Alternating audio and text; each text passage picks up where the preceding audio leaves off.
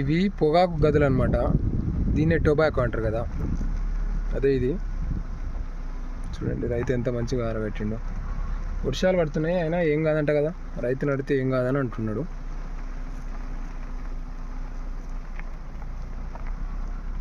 ఒక్కరోజు 2 రోజులు వర్షాలు పడితే ఏం కాదు అని అంటున్నాడు.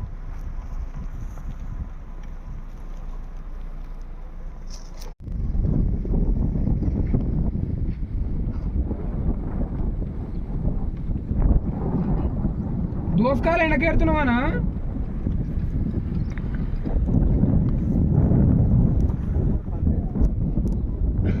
పందిరేస్తుంటారు కానీ ఎండకు జర మెత్తగా అయితే ఏమని రేపటికేగా చౌటుపల్లేగా. ఎంత పడుతున్నాయి నాట్లు?